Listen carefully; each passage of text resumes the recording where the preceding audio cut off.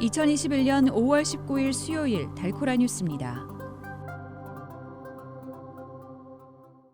연방 하원이 어제 아시아계 증오범죄 방지법을 압도적인 찬성으로 통과시켰습니다.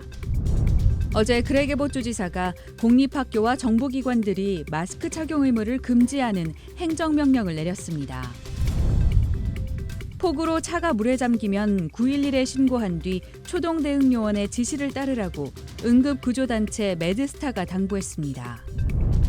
제41주년 5.18 민주화운동 달라스 기념식이 어제 오전 달라스 한인회 사무실에서 열렸습니다.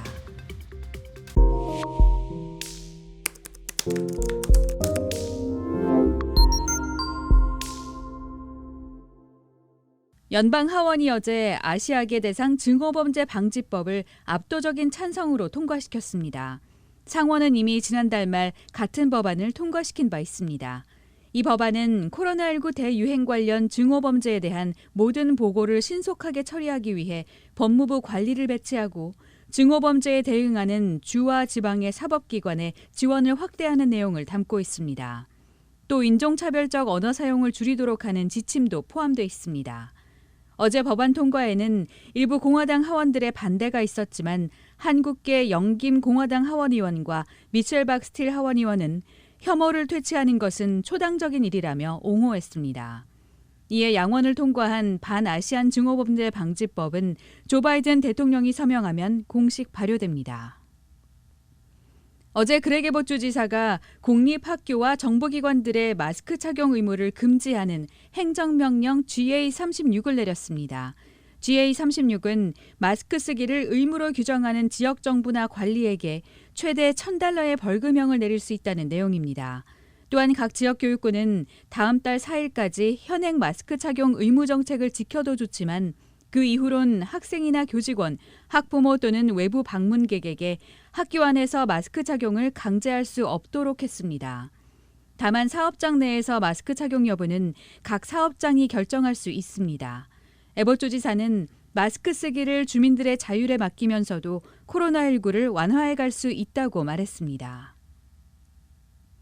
최근 북텍사스에 폭우가 자주 내리면서 비영리 응급구조단체 매드스타가 물에 잠긴 차와 관련한 운전자 행동 요령을 안내했습니다. 매드스타는 차량이 침수되면 일단 911에 신고한 다음 출동한 초동대응요원의 지시를 따르는 것이 가장 좋은 방법이라고 전했습니다. 또한 차 문을 열면 안으로 물이 들어와 차가 더 빨리 가라앉기 때문에 성급히 문을 열어선 안 된다고 당부했습니다. 다만 차 밖으로 빠져나갈 수 있게 창문은 내려야 하는데 이때 창문이 열리지 않는다면 창문을 깨서라도 탈출해야 한다고 강조했습니다.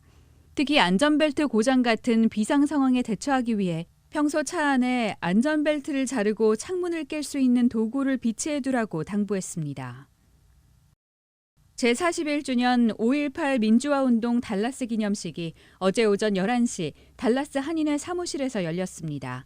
이날 행사에는 김부겸 국무총리의 5.18 기념사가 영상으로 전해진 데 이어 홍성래 주 달라스 영사 출장소장과 유석찬 달라스 한인회장, 김강 5.18 민주화운동 기념재단 달라스 지부장이 기념사를 전했습니다. 특히 유석찬 한인회장은 저항과 참여, 희생으로 민주주의를 지킨 5월의 역사를 잊지 말아야 한다고 강조했습니다.